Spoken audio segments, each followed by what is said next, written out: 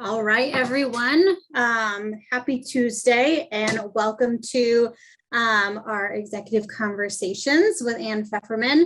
My name is Jackie Stahl. I am the YP chair and will be facilitating the conversation today. So again, welcome. First, we want to thank our sponsors, Gibson and Indiana Michigan Power, for being a great support for YPN.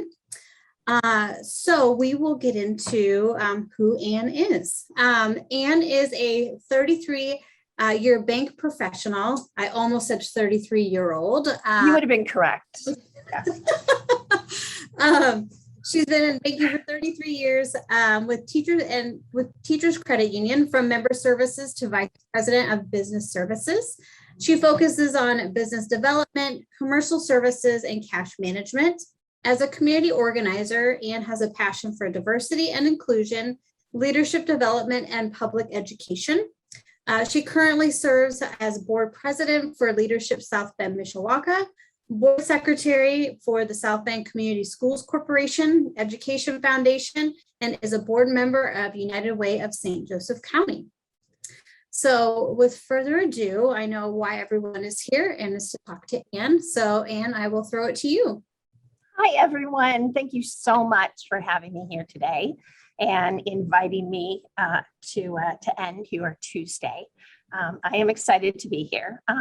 Really, I think what Jackie and I want to talk to you about today has to do with networking and some community involvement and community organizing. So I know you probably don't want to hear me give a speech for the next hour. I'd like this to be as interactive as possible. And so if you can go ahead and put any of your questions in the Q&A or in the chat, we have moderators who are looking at those, and they will throw the questions towards me to do that. So if I can, and Jackie, stop me if you want, I'm going to start this off by being as transparent as possible. Those of you who have seen me or know me would probably consider me an extrovert, and I am going to start off by telling you I am not an extrovert at all. But there are a couple of ways that I have come up with and developed some techniques to kind of work around that. So if we maybe start off with that, it can lead into a natural progression for the rest of the session. Does that sound okay, Jackie? Okay. So I know a lot of you are shaking your head thinking, how can I not be an extrovert? But it is true. It is very exhausting for me to be on all the time. And sometimes I am on all the time. So I need to pace myself when I'm doing events or when I'm doing a lot of networking, and kind of rest in between. So a couple of ways I found out how to kind of get my flow is that I kind of pretend that I'm like this different persona. So not like I'm hearing voices or anything, but if I'm at Rotary and I'm Sergeant at Arms, then I am Anne, Sergeant at Arms. And if I am out at a social event, then I am Development Anne. And what would Anne do in this particular situation? So having done that over the years and having gotten used to that, it just kind of becomes normal and natural for when I'm out. I just kind of think about, who am I at this event? Who am I representing at this event? And I'm pretty convinced it has rewired how my brain works. So I no longer think about it. I no longer panic about it. It just becomes a natural flow and allows me to be in the moment. So any of you on this call right now, if you're thinking, oh, I cannot do that, I get too in my head, I'm too scared, there are definitely ways that you have to work around all of that. And I think that's great, especially with the pandemic and people being so, secluded for so long. It's almost turned some of the extroverts into introverts. As we were getting back into networking and different events, I myself was a little, not terrified, but it's like, oh, I have to like talk to people in a group and not just somewhere and talk to them like this, even like in travel time and things like that. So I really like that on, just who are you representing where you are? Yeah, true. We do have a question from what advice would you have for someone who is new to South Bend to learn the region and get involved? Yeah, so that is actually a great question. I think that hooking up with any of the social organizations that are currently out there would be a great resource. So for example, YPN, it means that you've already taken a good step in that direction. If you can get into any of the local social clubs, be it Kiwanis, Rotary, I am a Rotarian. Women, if you could get into junior league, that would be a great thing. And all of these are resources to other organizations that might be out there that can help you in networking. It just takes a few of those individuals and a few introductions for you to kind of build your base. And from there, you'll have more introductions and more introductions. One other way of doing it is if you're new to town would be a house of worship. Is always very helpful and making connections through your house of worship to do that. So not seeing any other questions out there. Let's talk about these in-person events and maybe these virtual events. And Jackie, you and I were kind of talking beforehand in that I think we're kind of in this COVID purgatory. Our businesses don't know, what do we do? Do we go to the event? Don't we go to the event? Do we go to Zoom? And those of you who are on today, I'm most thankful because initially we were going to do this in person and TCU changed policies. We went back to masks and we're no longer hosting events on our site. So I think it's become a little bit more difficult for people to make the switch by going in person and then back to Zoom and in person. I totally agree. Like I was at Artbeat this week and being around all of these people, it tends to be a little claustrophobic at times because you're not used to being around all of these people. And I said to someone, I think over COVID, like I lost my social graces. Like I no longer know how to order drinks from my barista. I have no clue.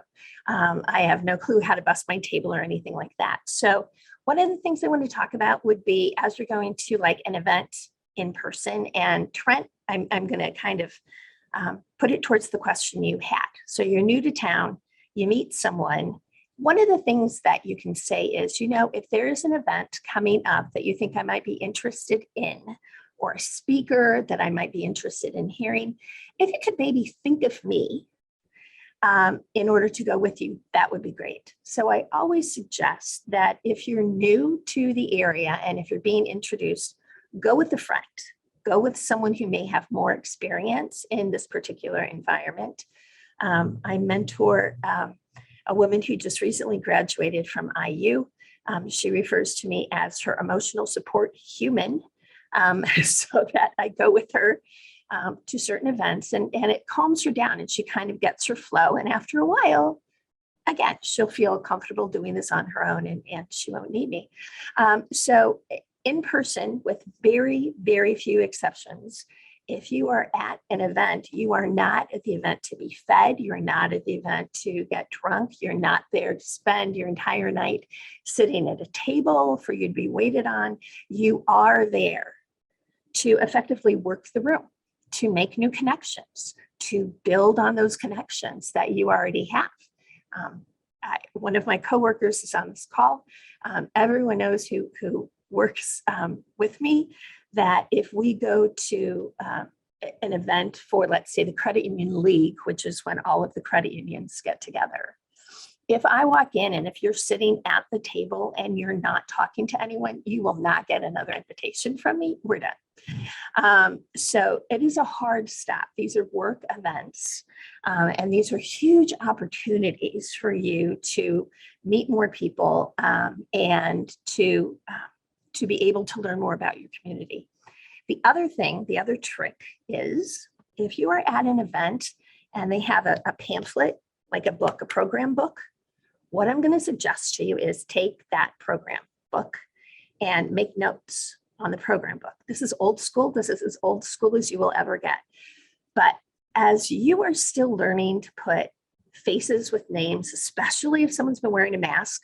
Like, I don't recognize anyone anymore. I did not recognize my dentist at a social event because I was so used to seeing him with a mask on. So if you write down who people are, what their interests are, and they're in the program, that is very, very helpful. And keep that in a folder. So if you have to refer back to it, if you're like, I met that person, where was it? Oh, it was at the chamber event. You can look at your little pamphlet that you have and make the connection. For those of you who are in development, you're given so much information. You know what companies and who made donations to a particular organization. I'm not here to say that you should then go after the money, right? What I want you to do is, when you make these notes, I want you to kind of keep it in the back of your head, maybe some kind of mental Rolodex, if you will, as to what that person's interests are. So you have to be very genuine when you're in these situations. We've all been in situations when someone is like, oh, hey, are you Anne? Oh, let me talk to you about some marketing material. I got this swag. I'm done, right? So you need to be super genuine about who you are and what your interests are. Your interests might not be the interests of someone else.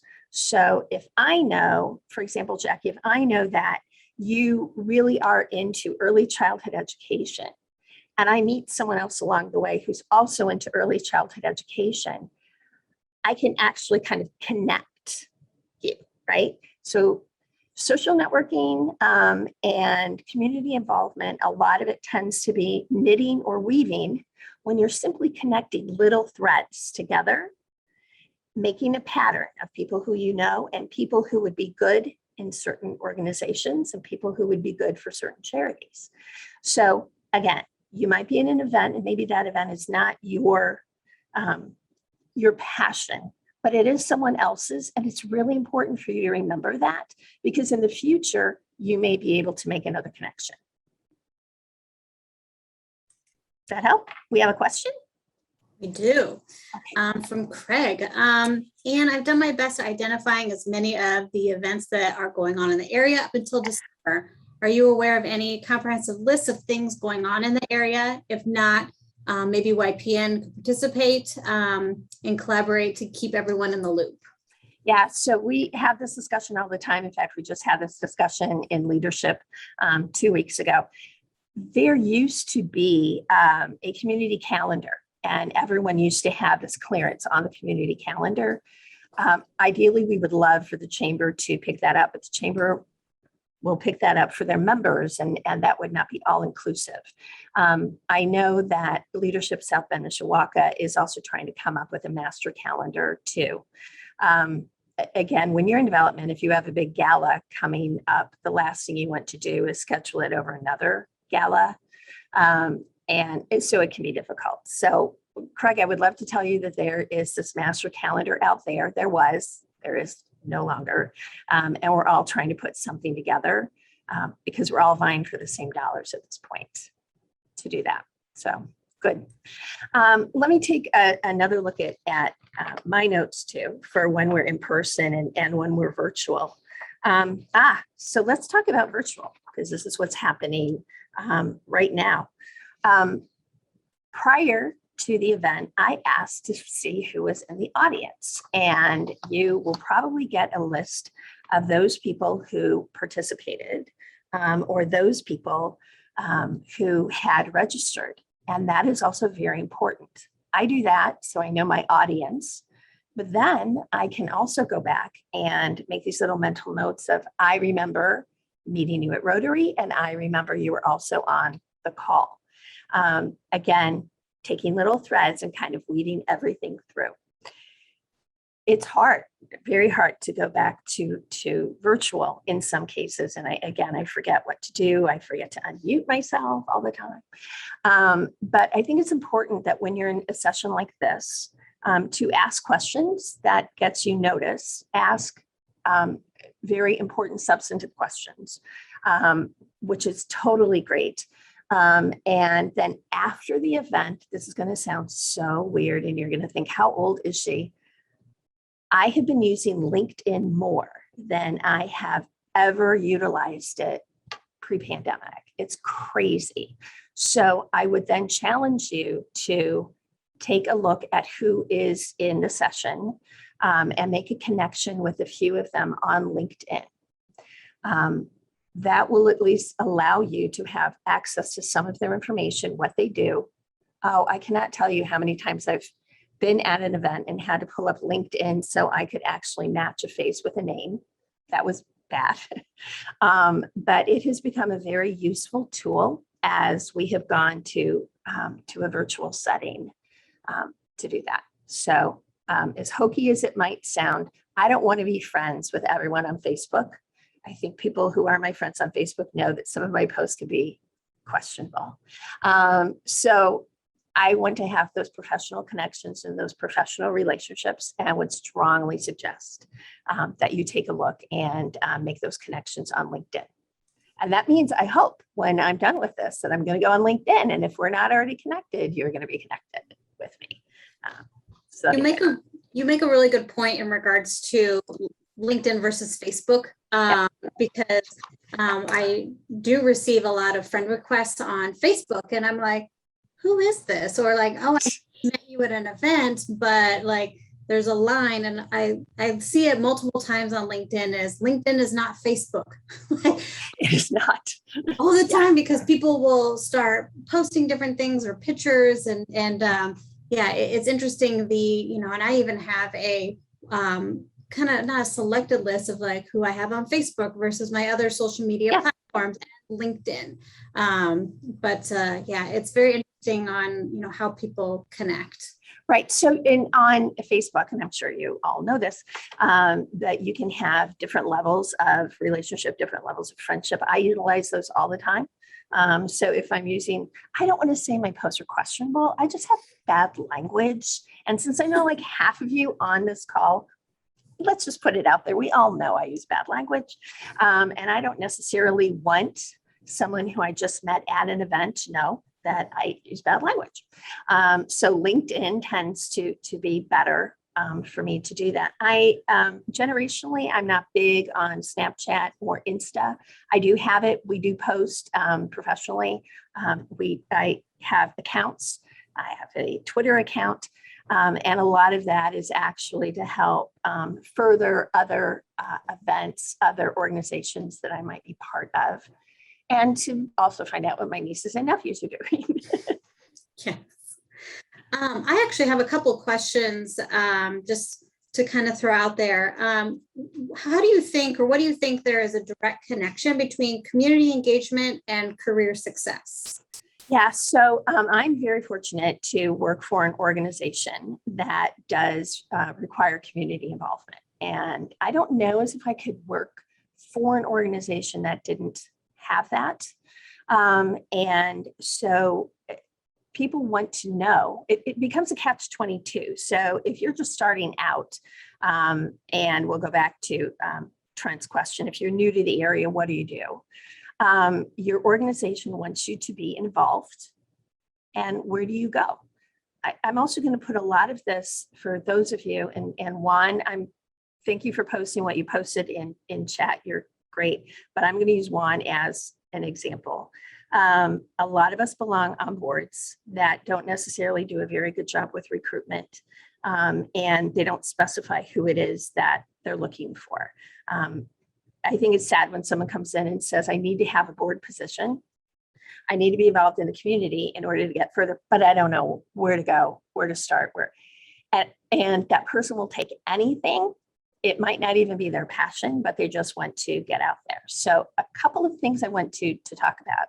I'm going to go back to building that circle, right? So you're going to be a guest at an event. You're going to go to Kiwanis, you're going to go to Rotary, you're going to go to YPN, and you're going to have someone else introduce you to someone else and ask them, what organizations are there out there that I might be interested in? I thought a lot about this when I was the age of YPN. I didn't know my why. I didn't know my passion. I didn't know what I wanted to do. So my suggestion to you is start with one organization. And I would, if they want you to be a board member, I would tell you don't do more than 2 years. I don't know if any of you have read the book by Adam Grant called Think Again, but it's embracing what you don't know. You don't know what you don't know. So you don't know if something is going to be a passion. You don't know if something's going to click until you try it. So if what you need is community involvement, then get on a board and be on a board for 1 or 2 years. The worst thing that can happen is that it is not a good fit for you. But here's what I want you to do after that first year or the first term. I want you to take a look and just ask yourself, make sure you're really congruent in terms of what is it that I'm feeling? What is it that I'm internalizing when I think about this group? Do you believe in the mission of the group? And do you believe in the vision of that group? That's really important for you to be congruent and for that to match. When you get back from a meeting, do you feel like you are energized, or do you feel that this has like been a real struggle for you? I have news for you. If it's been a struggle, it's probably not an organization that you want to belong to. Also, are you getting along well with the other people who are on the board? Do you feel that it's like the synergistic, energizing arrangement, or do you feel that they're just like sucking the lifeblood out of you? And here's what I'm going to share with you that I don't think many people will. If you go through this period of time and you're like, okay, this is not a good fit for me, you're totally fine with that, because you know what doesn't work, which gives you an opportunity to focus on what does work. And if you are working or volunteering for a nonprofit and it isn't a good fit, mission-driven organizations need individuals who are part and parcel and feeding right into the mission and vision. If you don't see that, that's okay, but you almost owe it to the organization not to be on the board anymore, because it's not good for you and it is not good for the organization. I don't think people will tell you that at a time when you have community charities and you have so many people who need help and who need money and who need manpower right now. Many people, and I've had this happen, oh, please don't leave the board. We really need you. You may need me. You may need anyone, but I might not need you. And that sounds horrible. But I can appreciate the fact that if I'm not totally into what it is that you're doing, I become a liability, and you don't want that to have that. So when you first start off, it's a baby step, right? And it grows. So it just takes one event. It just takes one organization for you to be involved with, and other organizations will automatically start coming to you. You will at some point over the years have this great pleasure of picking and choosing, if you do it right, as to what organizations you want to be involved in. And I can't tell you what a pleasure it is to now represent organizations that I specifically have targeted, because I want to be a part of their mission and a part of their advancement to do that. When you look back on what you've done throughout your career, it's somewhat interesting. So at TCU, we have an interim CEO. And as we go to events, he will always look at me and say, okay, who do I need to meet tonight? That's a lot of pressure.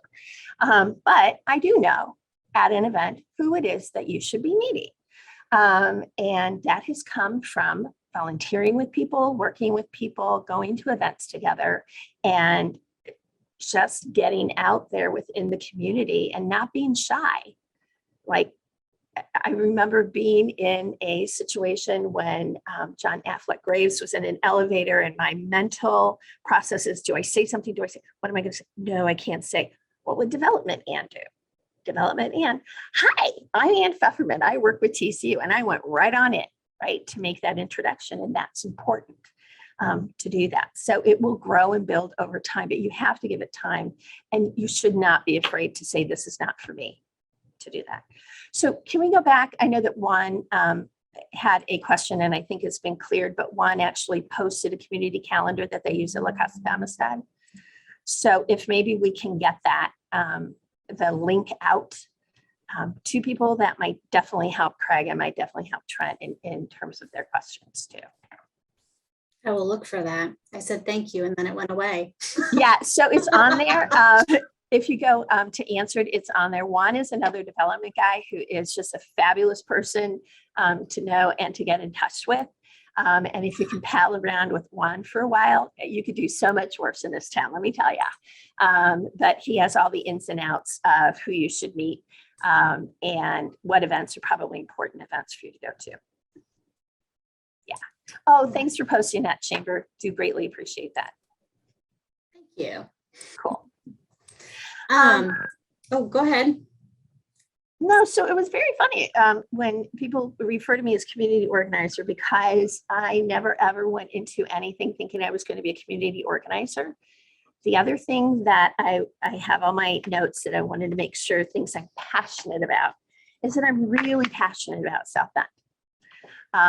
And for those of us who have been around for a while, for those who have moved away and come back, it is an amazing community. And for you to be here, I think you also need to be passionate about whatever community you're living in and wanting to make it better. And if you adopt that kind of theory of wanting to make things better, then it begins a process of what do I think has to become better? What do I think needs to change? And go from there. So interestingly enough, as much as I'm out in the community for events and for development and for business purposes, I never ever have been political. And it wasn't until last year when we had the South Bend School referendum that I was on a pack and just put myself out there because I was so passionate about what needed to be done. That also means that you have to embrace your vulnerability, because it was one of the scariest things that I have had to do, especially during shutdown. So here you're working on something that is not very popular. You don't get those water cooler conversations because you're not in the office. And so we had a group of dedicated individuals who simply kept moving forward, not knowing where we were at because we had nothing to judge from.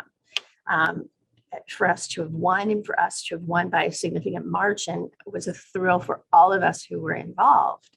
But it became blind faith in order to get there. And that was a huge learning experience for me and for many people who were involved in the initiative. Just having to keep moving and keep going forward, whether we were winning or losing, knowing that we just had to get to the end. So I see we have Juan and Craig. And okay, Craig has a question. Can you see that out there, Jackie?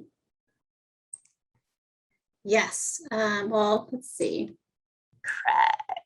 Craig. Oh, just great point. I recently transitioned back to Michiana because of how special this place has become. Yeah, so let me tell you, I've had a couple of great meetings with a gentleman who grew up in Niles, who moved to LA and lived in LA, the LA life for quite a while, and moved back to the area because his parents became ill. They had COVID, and it got to the point that he needed to care for them. And he made a comment to me at one of our meetings, and he said, I've lived in LA, I've made the money, I've worked for the nonprofits and the organizations out there, and that's great. But here, if I do it, I make an impact, and there I don't. What a huge statement to say. And that is true.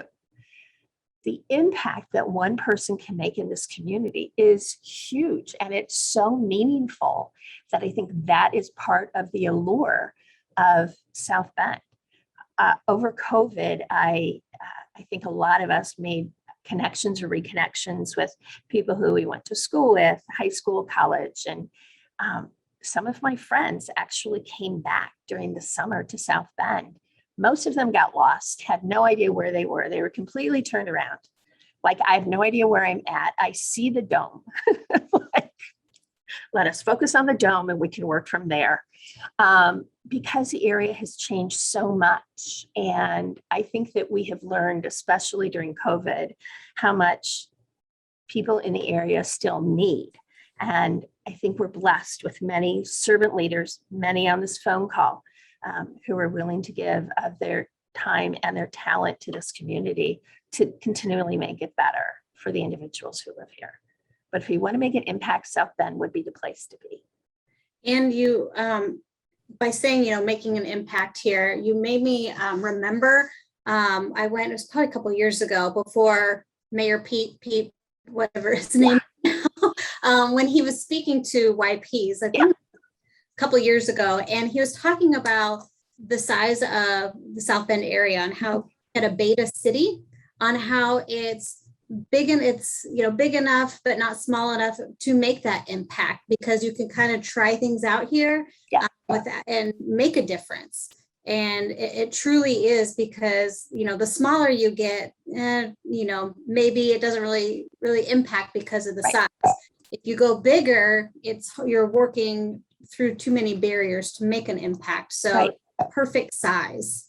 But we should all be so blessed in our lives to be able to look back and see the impact that we've made. So many people don't have that opportunity. I truly think it's a blessing to be able to look back and say, I made a bit of a difference there. And it is very, very fulfilling. And part of the reason why I'm a servant leader in the community here. I'm going to switch gears a little bit and kind of talk about, have you talk about your career and how you got started in baking and just how you progressed, and then the lessons you've learned throughout your career. Thank you. That is a great question. I was a pre-med student, so it makes perfect sense that I'm a banker. No, it makes no sense. I was a pre-med student, and then I went into public affairs. Had a counselor at IUSB by the name of Bill Hojanacki, who, as it turned out, was on the board of Teachers Credit Union. I did not know that when I was going to school. I started off in the public sector. TC was not my first job. So I'm sure that there are some people on the call going, 33 years, I'm trying to do the math. Was not my first job out of school. And I have always been in the nonprofit sector, which I thought was very interesting. That was never, ever the intent. I think part of what is important and what I love about the leaders that are up and coming, even nationally this day and age, I'm a huge Simon Sinek fan, like a total groupie. If he had a fan club, I would be president. And I'm also an Adam Grant fan. And because a lot of it is simply common knowledge in terms of what servant leaders have done, for many years. Part of what I have been able to do, and I learned it at a young age, so I give my parents a lot of credit, is that I can do anything I want to do. I have a brother who is a physicist. He is truly a rocket scientist. He is a Sheldon, and we have the same IQ. So I have gone through life thinking that I can basically do anything if I simply immerse myself in it and learn it. So being at TCU for 33 years, the beauty of that career is that I have not been in one position for 33 years. I have been in almost every division that we have had here. And one of the biggest challenges that I had, a challenge that I needed, for 15 years, I was in mortgage lending. I started off right out of school working for HUD. So mortgage lending for, 10, 15 years. And suddenly we needed deposits. And I was moved into another division. It had been a while. I had become complacent. I was always like the change manager within the organization. So new initiative, new department, that's where I was going. And I just kind of thought mortgage was going to be it. And it reminded me that I have that ability, and everyone has this ability, not just me, to be able to do a deep dive into something, to do an analysis, what works, what is not working, and then to create something out of nothing. And I have been so blessed to have been part of that. A lot of my social networking had to come back into play 5 years ago because now I'm in development, I'm not in lending anymore. And it was starting from the ground up, picking up quickly because I remembered how to immerse myself and how to do an analysis. But I think any of you on the call have that ability to make the switch. And I think what is so important this day and age is when you see a problem, you're not the one running away from it, you're the one running towards it. When you see a gap, you're not the one pointing at it going, there's a huge gap, but you're the one who's pointing at it saying, there's a big gap, I would like to fill it.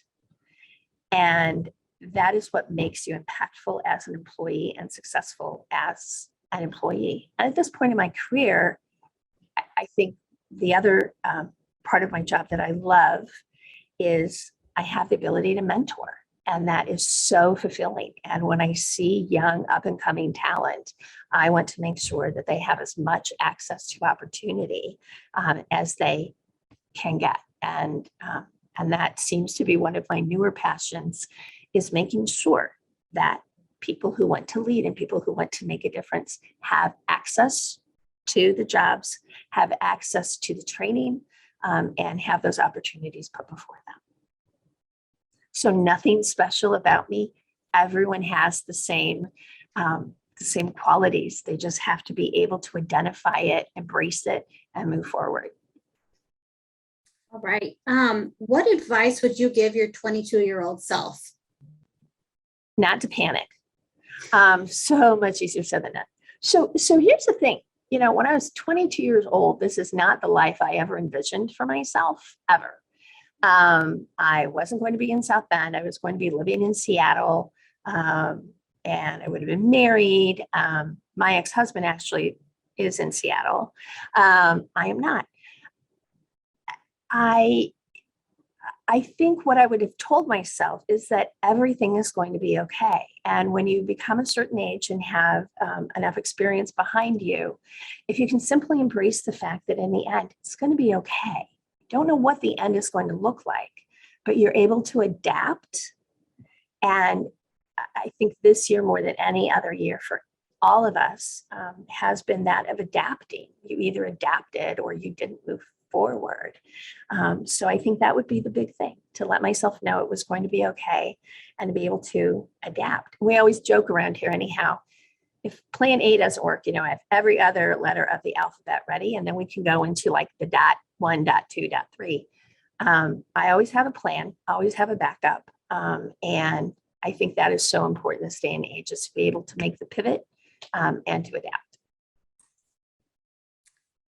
What was the first community or, you know, nonprofit that you embraced yourself in, and how did you kind of find that opportunity? Yeah, so I'm going to first tell you it was not a great opportunity for me. I'm Jewish. I'm a Reformed Jew, and in South Bend we have an organization called the Jewish Federation, which represents all the varying sects of Jews within the community. Having grown up in the community, I also have followed in the footsteps of my father unknowingly. And my dad was huge within the Jewish Federation, and that was the first board position that I held. It was not a good fit. Not that it isn't a great organization, but I thrive on diversity, and there's just no diversity when you're in a faith-based organization. It just was not there for me. But I learned what was important to me when I was on the board. I learned what worked for me, what really got my brain thinking when I was most creative. It's when I had the diversity. And that was good. So it was a good experience overall, knowing what did not fit, what did not work. And I'm still a big proponent of their mission. There was one other that sticks in my mind, and I honestly could not count how many boards and tell you how many boards I've been on. There's an organization that was originally through Madison Center called Sunshine Clubhouse. Clubhouse is now back in town. It is right by the Brick, and it is basically a day drop-in center for those with chronic mental illness. I love the theory behind it. I love the fact that it is managed and operated by many individuals who have chronic mental illness. And I had a brother who had schizophrenia, and that was personal and that was near and dear to my heart. And that is probably one of the organizations that I went into knowing that I wanted to know more about the mental health community in the area, more of what needed to be done, a lot of the policies. And so that was a huge learning experience for me. Emotionally, it was a lot for me to handle, but I thought it was also a great organization. So now, all these years later, I would add that I have the great ability to pick and choose what I want to belong to. And that is a great pleasure to do that. And so the 3 organizations that I currently sit on the board for are all inter-involved, which I love. And I love being able to leverage the knowledge of each of those entities and know how it fits in with the next. Because the one thing that I have no time for in the nonprofit world is when we have overlap and when we have duplication of processes and duplication of efforts. So when you're able to leverage mission and when you're able to combine efforts, the product that you are producing is so much greater than the individual organization could do on their own. I think it's just absolutely phenomenal and much more impactful than the organization alone. So that really has been a blessing for me to work with organizations who work with each other. You talk a lot about servant leadership, and what, can you explain more about that and how that has helped, how you have, learned that and kind of integrate that throughout personal? Yeah, so I say servant leadership a lot. I really hate the term servant leadership, but there is no other term that is out there. So I came from an immigrant family, and there were certain, they owned their own business, and so there were many things that they did within their own business. Oddly, a for-profit business that I learned servant leadership from, and that is about putting other needs before your own. That is how I grew up, and that is how I've always operated. Not to say that you do it to your own detriment, because you have to take care of yourself, but I live in a community. I care about the quality of life for other people. It's not just me. And so servant leadership is anything but me. It's living in a community and trying to fulfill and meet the needs of those people who are around you. And Simon Sinek, his latest book is Leaders Eat Last. That in a nutshell is what servant leadership is. You make sure everyone else is taken care of. And then you can go and make your own plate. I think that there is great beauty in it there, especially during COVID. It has meant so much to me about making sure that other people were taken care of. I think we see that even with people going out and meeting their neighbors, going out on walks, and you're meeting people who live next to you for 20 years. You may have only talked to them once or twice. Oddly, that is part of servant leadership, is being part of a community and making sure that everyone is taken care of. I don't know how else to live my life than to do it the way I have. And again, I want to make sure that people understand it is not to the detriment of you, because you have to take care of yourself, but it's just taking everyone else into consideration as you move forward.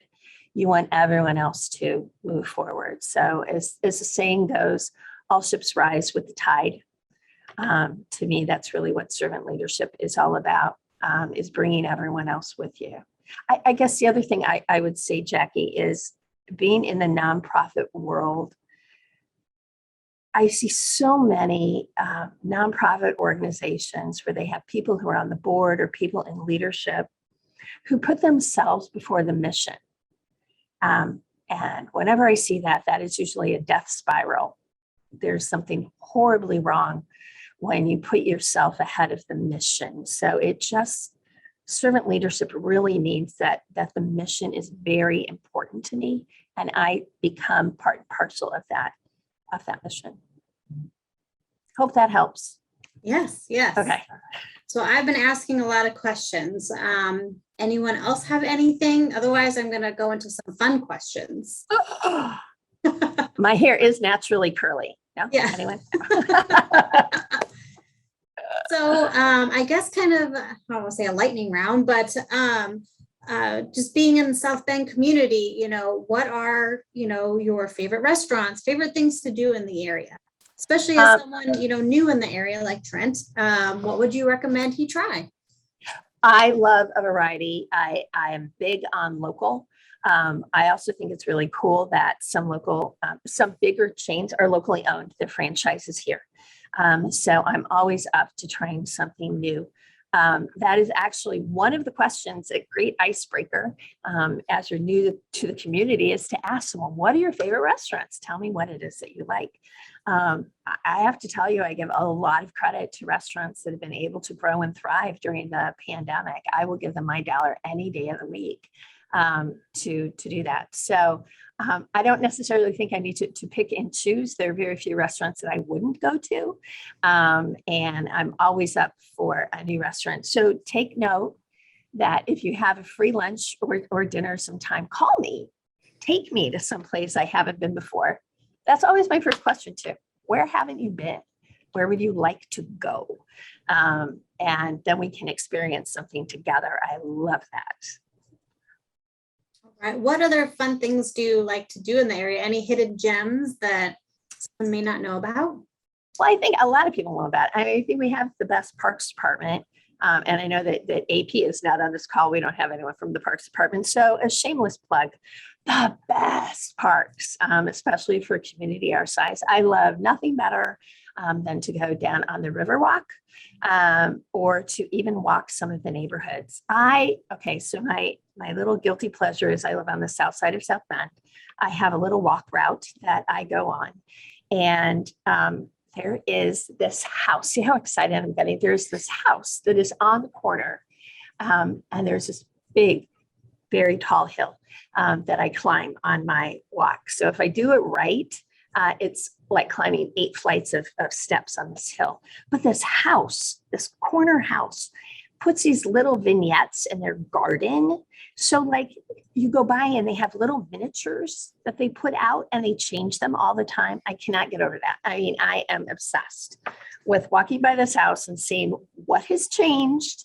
And now the neighbors will go by because everyone's walking now. And they'll put little miniatures in there too. So we have new scenes. Quite exciting. Yeah. That's my little secret pleasure. And I won't tell anyone on here where that is at. If you're lucky, we can go walking and I'll walk you past the house so we can see it. It's an after dinner walk. It is. Well, and Saturday, it was a Saturday morning walk, and I did take my friend, and we had to stop and take photos of the new things that were out there. Yeah. It's just these little things that you would not have noticed had it not been for COVID, right? And people were making things more special.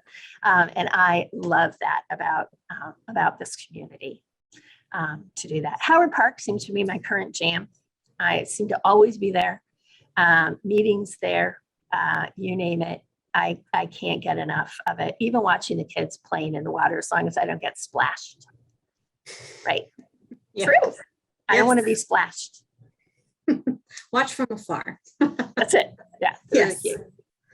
Well, as we, wrap up here, is there any closing statements, any closing advice that you would like to share with the group? I think what I want to share is remember that when you are going out and you're networking, that it is not a means to an end. You're going out there not to make a sale. You're going out there to meet people and to learn more about people, their likes, their desires, their passion, so that you're able to make connections. When people ask me, and when Sherry even asked me, Sherry Carroll asked me about doing this today, I said, I do little more than connect people. But basically what I do is I connect people. And I didn't realize there was a lot of value in that. There is so much value in that. And again, it is like weaving a tapestry. So it is those fibers that you're weaving that make for a very healthy and vibrant community. So I just would encourage anyone to go out there. And if you are one of those people who have the social anxiety and don't think you can do it on your own, you can use some of my tricks or give me a call. And I am happy to be your emotional support human being to help you get through it so that it will become second nature to you. All right. Well, if there aren't any other questions, just want to say again, thank you, Anne, so much for your time today and all of your insights. It's greatly appreciated, just across the board for new people and just for YPs, and also integrating back into the community. So we really appreciate that. Thanks for having me. Oh, of course. No, we would, again, we've loved in person, but we're still excited to talk to you. Well, and I promise you that at some point we will be having an open house at TCU for our new deck. And I want you all to come in. I know Josh, who's on the call, will be there. But before I retire or lose my senses, we will have that open house and we will have a celebration with the chamber. Awesome. We can't wait. We're so excited. Yeah. So just want to thank our sponsors again, Gibson and Indiana Michigan Power. And also we are planning events for the rest of the year, and really encourage you guys to go to the website, social media, to make sure that you are up to date on our events, and also with our newsletter. And also keep on the lookout for our YP Summit that is happening this year. We're very excited about that. It'll most likely be a hybrid, virtual, maybe some in-person things, but things can change. So, I think the word is flexible, is that we need to be. And also to really get some, as we plan the rest of the year, really wanting to make sure we're meeting the needs of YP. So we are sending a survey out. And just to kind of get the temperature out there, do people just want virtual? Do people want in-person? Mixture of both. And are you new to town? We want to see how many new people that we have. So be on the lookout that survey is coming. And also First Response has been great and is going to be donating some gift cards to give away. So again, to please fill out that survey. We'd really appreciate your feedback so we can cater to you and make sure that we create the events that you want. So thank you again. We really appreciate your time, Anne, and all the YPs that came on today. And hopefully you guys have a great rest of your week. Thank you so much. Hi, guys. Thank you. Bye. Thank you.